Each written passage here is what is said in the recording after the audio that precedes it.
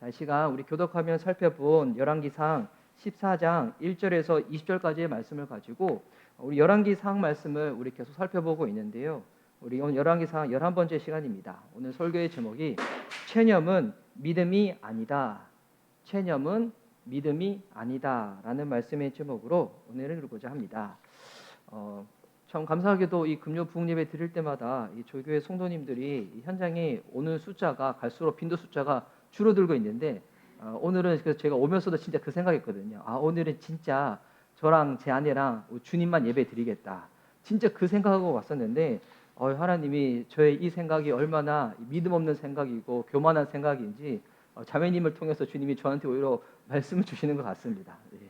우리 계속해서 이 열왕기상 말씀을 우리 이제 새벽 예배 또 금요 부흥 예배를 통해서 살펴보고 있습니다. 하나님께서 우리들 가운데 경고를 하십니다. 계속 말씀하시고 사람을 만나게 해서도 말씀을 하시고 환경과 여러 가지 또 신호를 통하여 말씀하시는데 주님이 말씀함에도 불구하고 그 말씀 가운데 반응이 없을 때 하나님은 우리들 가운데 어떠한 모습을 보이시는가? 지금 우리 계속 살펴보고 있는 여로보암 왕의 모습을 보면 하나님이 여로보암 왕이 이 그를 따르는 백성들이 그를 떠나가지고 남유대로 갈까봐 그게 두려워서 금송아지를 만들어가지고 이게 너희들을 인도했던 여호와 신이다. 그리고 베델과 단에 제단을 쌓고 그리고 레인이 아닌 일방인들을 통해 가지고 제사장으로 삼아서 지금 말하면 신흥 종교를 만든 거죠. 새로운 이단 세력을 만든 겁니다. 이거를 보면 하나님이 여로보암 왕을 노하셔가지고 분명 그에게 주신 약속의 말씀이 있는데 그 약속의 말씀을 그가 온전히 믿지 못하다 보니까 그러니까 불안한 마음 가운데 그냥 그가 자체적으로 종교를 만들어 버린 거죠. 심각한 영적인 죄를 딱 지게 된 겁니다. 그래서 하나님이 바로 심판을 주시지 않죠. 하나님의 사람을 보내서 경고의 메시지도 하고 여러 가지 작업들을 계속 함에도 불구하고 여로보암 왕은 어떻게 했던가? 계속 하나님의 말씀에 대해서 무반응으로 대했던 겁니다. 그리고 난 다음에 이제 어떤 일이 벌어지는지가 오늘 이 열왕기상 14장 말씀에 나왔는데요. 오늘 우리 본문이 길었죠. 우리 한번 쭉 살펴보면서 하나님이 어떻게 인도하시는지를 한번 살펴봤으면 좋겠습니다. 먼저 1절 말씀입니다. 아무런 반응이 없었을 때 어떤 일이 벌어졌는가? 그때에 여로보암의 아들 아비야가 병든지라. 자, 여로보암의 아들이 아비야라는 아들이 있었는데 그의 아들이 병이 들었다는 겁니다. 성경에서는 이게 병이 들었는 게 제약 때문에 병이 들었는지 아니면 몸의 관리를 잘 못해서 병이 들었는지 정확한 언급은 되어 있지 않지만 지금 흘러가는 모양새가 어떤 겁니까? 그의 아버지 여로보암 왕의 계속되는 범죄, 하나님이 회개 기회를 주심에도 불구하고 그 기회를 계속 무반응으로 대했을 때 어떤 일이 벌어졌던가? 그의 아들이 병이 딱 들었다는 겁니다. 이 아비야라는 이름의 뜻이 뭐냐면 여호와는 나의 아버지라는 뜻이거든요. 그러니까 그냥 이 여로보암이 아들의 이름을 지을 때 그러니까 본인의 신앙 고백으로 지은 거죠. 하나님만이 우리의 아버지가 되시니까 평생 그분을 우리가 섬겨야 된다. 아마 이런 믿음의 고백으로 지었을 거예요. 그때는 아마 여로보암이 타락하기 전이었죠. 근데 그가 타락하고 난 다음에 지금은 딱 어떤 상태입니까? 영적인 마비 상태가 온 거예요. 그러니까 그런데 이 영적인 마비 상태에서 아들이 심각한 병에 딱 걸리니까 누가 딱 떠올랐던가? 자기에게 하나님의 약속의 말씀을 전해주면서 퍼포먼스를 했던 아히야라는 선지자가 있었거든요. 이 아히야라는 선지자가 조각을 10개로 딱 뜯고 난 다음에 이 10개의 조각을 여로보암한테 딱 주면서 하나님이 너한테 10개의 지파를 딱 주실 거라고. 이 퍼포먼스 하면서 딱 이렇게 말씀을 하신 거예요. 저도 이렇게 설교할 때 좀 이렇게 동작이 좀 이렇게 있는 편이잖아요. 원래 예전에는 더 있었는데 요즘은 그나마 자제하고 있거든요. 야, 이거 보면서 말씀 전하면서 퍼포먼스 해도 되는구나. 여튼 이때 아이야 선지자가 딱 떠오른 거예요. 자기한테 하나님의 말씀을 전해줬던. 그런데 지금 여로보암 왕의 영적인 상태는 어떤 상태입니까? 지금 이 아이야 선지자를 직접 만나러 가기에 너무 부담스러운 거예요. 왜? 하나님 말씀대로 하지 아니하고 자기가 신흥 종교를 만들어 가지고 지금 영적으로 범죄를 하고 있으니까. 그러니까 자기가 못 가니까 누구를 시키냐면 아내를 시킵니다. 2절 말씀 보십시오. 여로보암이 자기 아내에게 이르되 청하건대 일어나 변정하여 사람들이 그대가 여로보암의 아내임을 알지 못하게 하고 실로로 가라. 거기 선지자 아이야가 있나니 그는 이전에 내가 이 백성의 왕이 될 것을 내게 말한 사람이니라. 자, 아내를 보냈는데 또 아내도 그냥 보내면 너 여로보암의 아내잖아. 또 이걸 바로 알 수 있으니까 어떻게 하냐면 변정을 시켜서 보내는 거예요. 변정을 시켜서 아이야 선지자가 알아보지 못하도록. 그만큼 지금 여로보암은 아이야 선지자가 어떤 거예요? 막 지금 내가 상황이 급하다 보니까 그 사람이 떠올랐는데 막상 그 사람한테 가고자 하니까 너무 부담스러운 거예요. 여러분 이런 부담이 있을 때 오히려 어떻게 될까요? 더 주님 앞에 나가야 되겠죠. 근데 여로보암은 지금 이 불편한 관계 가운데서 하여튼 이걸 어떻게든 좀 이렇게 모면해 보고자 아내를 변장시켜서 딱 보냅니다. 그래서 음식을 딱 가지고 가가지고 음식을 왜 가져가냐면 당시에 이제 선지자들이나 제사장들은 본인들이 무언가 다른 생각이 없기 때문에 이게 생활할 수는 없었거든요.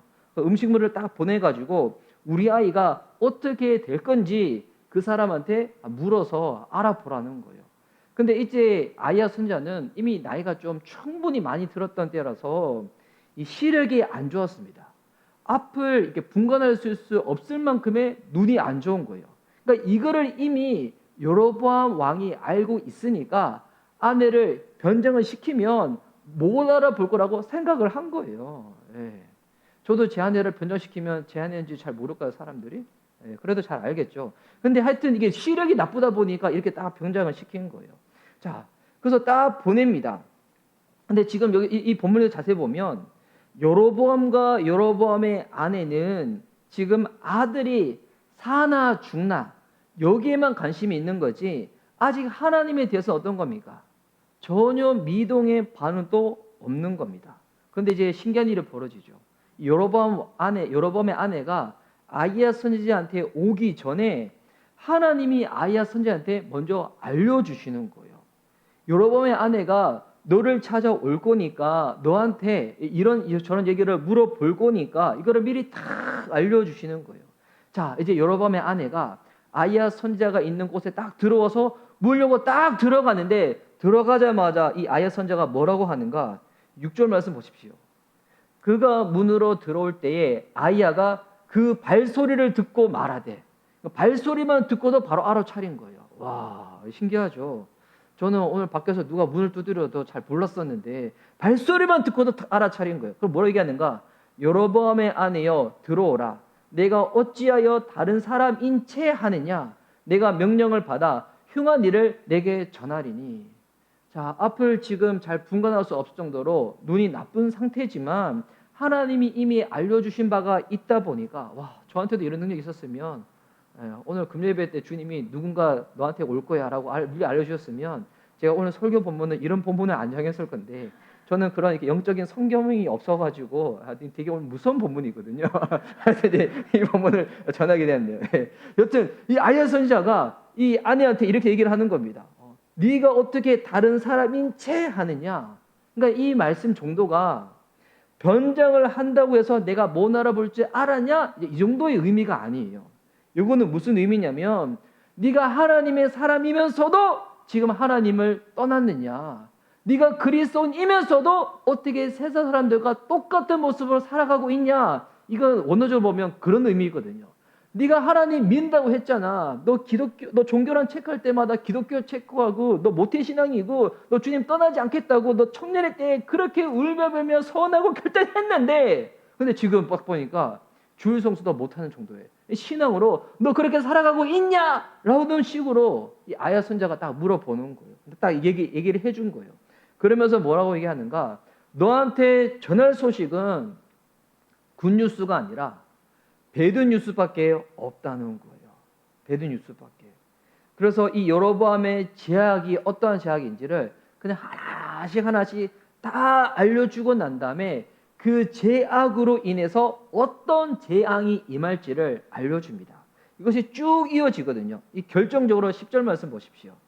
그러므로 전까지 7절에서 9절까지는 그 제약들을 하나씩 하나씩 열게 줬어요. 네가 나를 떠나서 우상을 숭배하고 나를 노엽게 만들었고 내 명령을 따르지 않았고 내가 너한테 다윗의 가문처럼 그런 약속을 지킨다고 했는데 너는 그것도 믿지 않았고 다 요목조목 다 말해주고 난 다음에 10절 말씀에 그러므로 내가 여로보암의 집에 재앙을 내려 여로보암에게 속한 사내는 이스라엘 가운데 매인자나 노인자나 다 끊어버리되 거름더미를 쓸어버림 같이 여호와의 집을 맑게 쓸어버릴지라.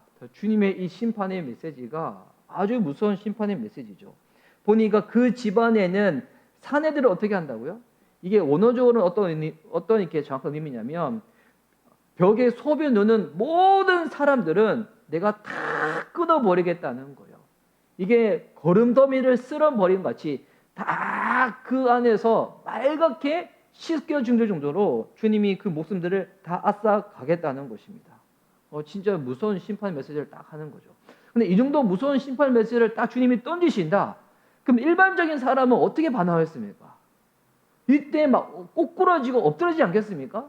비록 여로보암이 아니고 여로보암의 아내라고 할지라도 지금 그의 남편이 얼만큼 영적으로 지금 망가져 있는지를 알고 있는 상태면 본인이 대신해서 뭐 울든지 회개하든지 용서해달라든지 이런 반응을 보여야 되는데 그런데 이들은 이런 반응을 전혀 보이지 않습니다.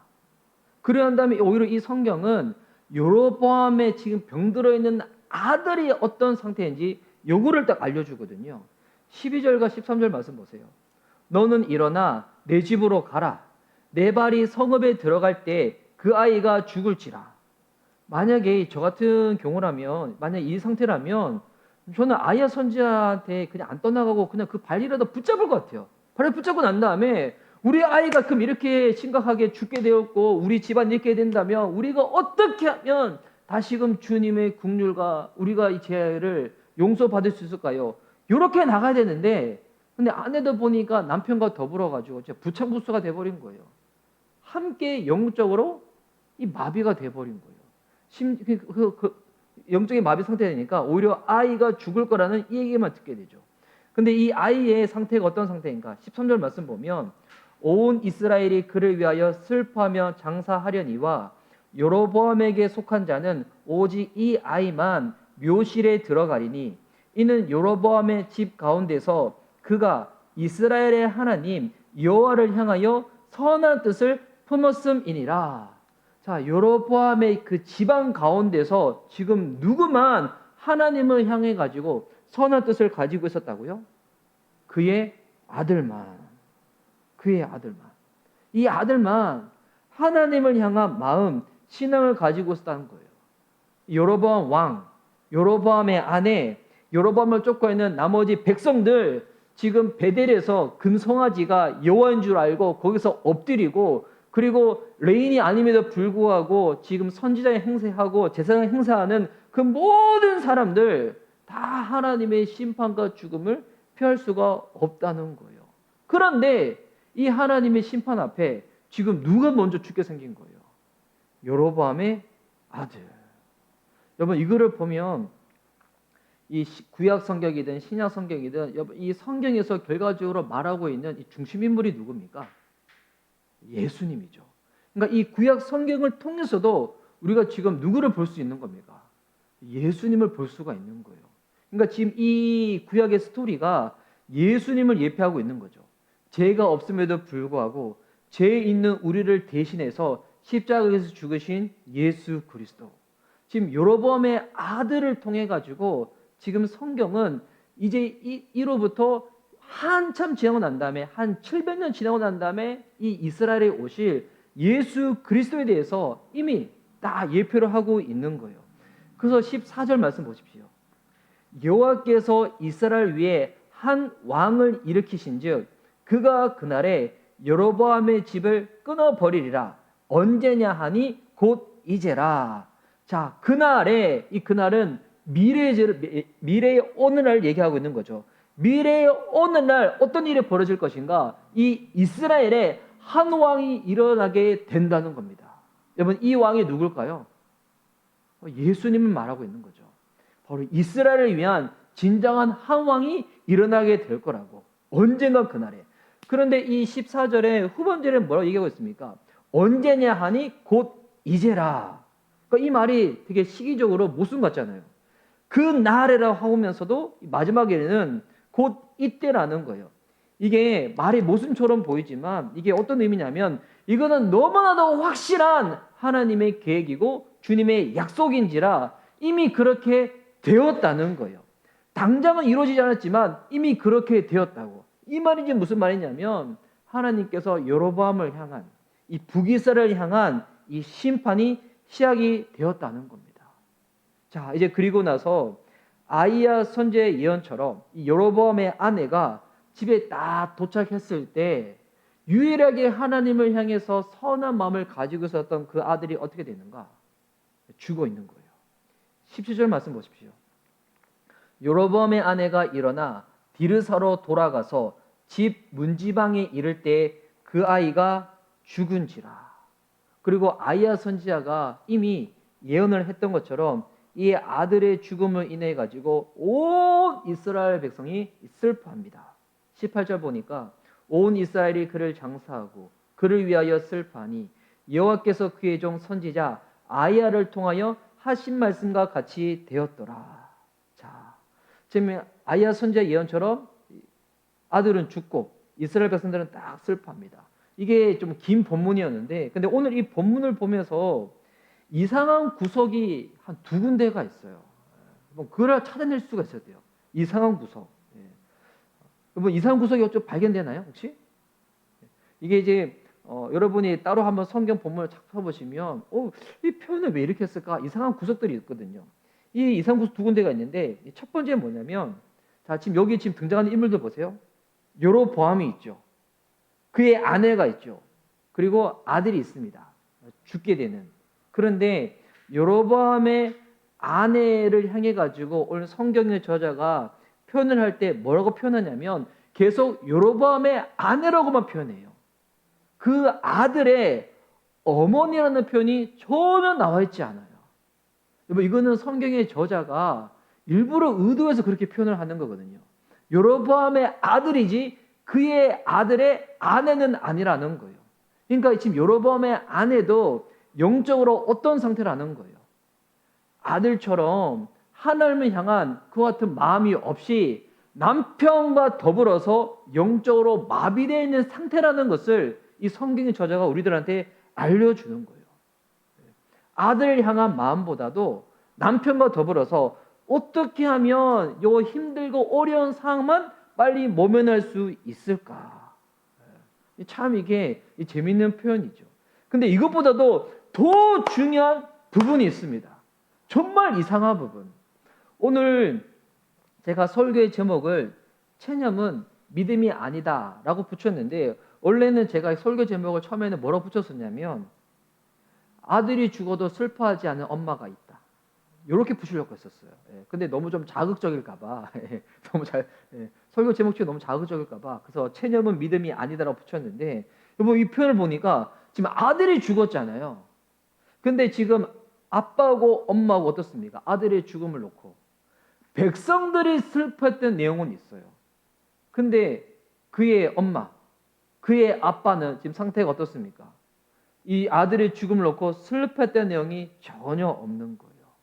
지금 여로보암과 여로보암의 아내의 영적인 상태가 처음에 불안한 마음으로 그가 신흥 종교를 딱 만들었어요. 불안한 마음으로.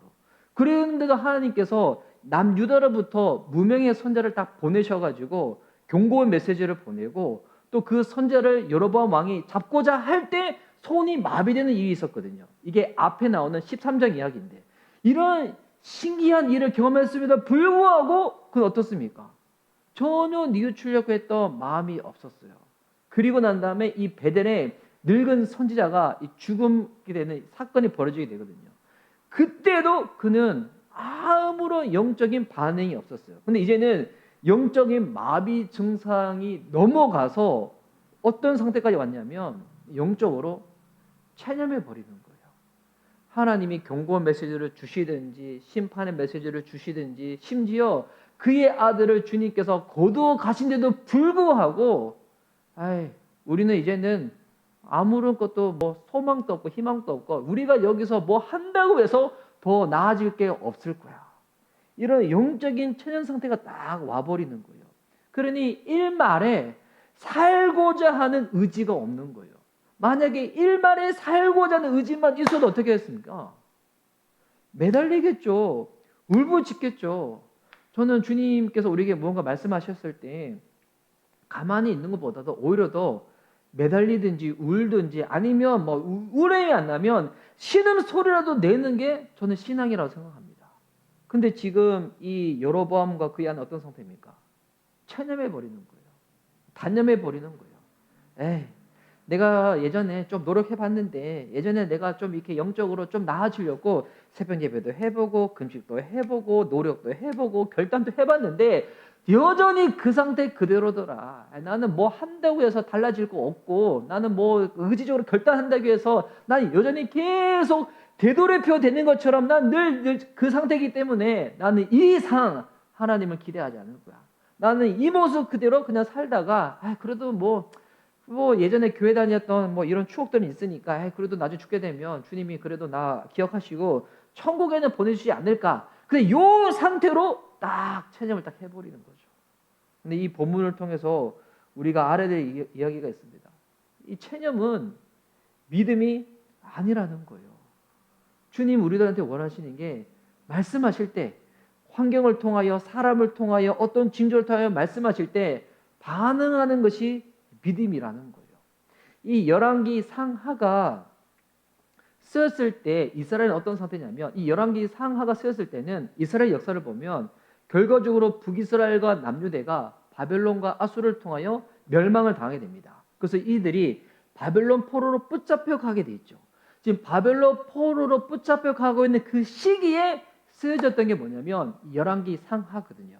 우리는 지금 열왕기 상하 이렇게 따로따로 나와 있는 성경을 보지만 유대인의 성경을 보면 이게 한 권으로 되어 있어요. 열왕기라고 해가지고. 그래서 지금 바벨론에 포로로 붙잡혀 가고 있는 이스라엘 백성들 그때에 이 열왕기 서가 딱 쓰여지는 거예요. 그때 그들이 만약 이 부분을 딱 읽는다고 생각하십시오. 어떤 마음이 들었을까요? 바벨론의 포로로 있으면서 아무것도 못하는 상태잖아요. 근데 그 상태에서 하나님이 이 성경을 딱 주시면서 이 메시지를 주시면서 그들을 깨우시기를 원하시는 거예요. 너희들이 비록 포로라고 해서 아무것도 못하는 게 아니다. 하나님은 약속하신 바대로 너를 다시금 포로에서 기한을 시킬 것이고 하나님이 약속하신 바대로 이스라엘 다시금 일으키실 것이고 하나님이 약속하신 바대로 예수 그리스도를 보내주실 것이고 하나님이 약속하신 바대로 너희들을 향한 하나님의 마음은 심판과 재앙이 아니고 구원과 회복이라고. 주님이 이 메시지를 지금 주시고자 한다는 것입니다. 체념하는 것, 단념하는 것, 침묵하는 것, 그건 믿음이 아니라는 거예요. 하나님 약속이 떨어졌으면 주님이 신호를 주시고 징계를 주시고 주님 말씀하실 때 주님 앞에 나아가는 것. 기도를 못하면 그냥 신음소리조차 내는 겁니다. 아기를 낳고 길러보면 처음부터 애들이 말을 할 수 있는 게 아니잖아요. 근데 엄마들은 애들의 울음소리만 듣더라도 이게 지금 배가 고픈 건지 잠을 자고 싶은 건지 아니면 기저귀를 갈아달라는 건지 그 신호를 주님 엄마들은 알고 있는 거잖아요. 그것 마냥 우리가 주님 앞에 나아가서 유창하게 기도하지 못하고 막 방언으로 기도하지 못하고 내가 지금 아무것도 못하는 상황이라 할지라도 중요한 건 주님을 떠나지 않는 겁니다. 주님 앞에 나아가는 겁니다. 그럴 때 하나님이 우리의 중심과 마음을 아시는 하나님께서 우리를 주님을 향한 우리의 이 믿음의 표현을 보고 반응을 보시고 주님이 응답하여 주신다는 것입니다. 오늘 좀 긴 본문에 좀 심각한 내용이었는데 주님 앞에 우리 체념하고자 하는 것들, 단념하고자 하는 것들, 침묵하고자 하는 것들 이런 부분들 내려놓고 믿음으로 반응하며 나갈 수 있는 저와 여러분 됐으면 좋겠습니다. 진짜 부끄러운 이야기인데 오늘 이렇게 자매님이 오셔서 예배를 드리면서 솔직히 제가 이제 마음에 어떤 마음이 딱 들었냐면 지금 뭐 새벽 예배든 아니면 뭐 금요 예배든 우리가 예배 드릴 때 이 현장에서 직접 와서 예배 드리신 분들이 잘 없으셔요. 물론 이제 새날 경건 예배 같은 경우는 조금 적은 됐지만 아직까지 어색할 때가 있거든요. 혼자 카메라 딱 보며 딱 예배드리고 말씀 전할 때 지금 이 카메라가 은혜 받으라고 내가 설교를 하고 있는 건가? 아니면 이 의자들이 회개하라고 설교를 하고 있는 건가? 막 그럴 때가 있어요. 그래도 이렇게 마음을 고쳐먹고 이렇게 예배를 드리고 말씀을 전하는데, 근데 금요 예배 때도 그럴 때가 있거든요. 오는데 지금 뭐 우리 성도님들 뭐 몰아가지고 오지도 못하고 뭐 영상으로 예배드리고 하시는데 이거 계속 예배로 어떻게 되는가라고 진짜 신기하게 그런 생각이 들 때마다 하나님이 생각지도 못하는 예배자를 보내주세요. 주님이 진짜 오늘은 제가 설교를 하는 게 아니라 자매님의 방문을 해가지고 주님이 저한테 말씀하시는 것 같아요. 너 단념하면 안 돼. 너 포기하면 안 돼. 너 체념하면 안 돼. 너희 예배 내가 함께 하고 있잖아. 저도 단념하지 않겠습니다. 주님 앞에 하나님 말씀 가운데 믿음으로 반응하며 나아갈 수 있는 저와 여러분 될 수 있기를 예수님의 이름으로 축복하는 바입니다. 아멘.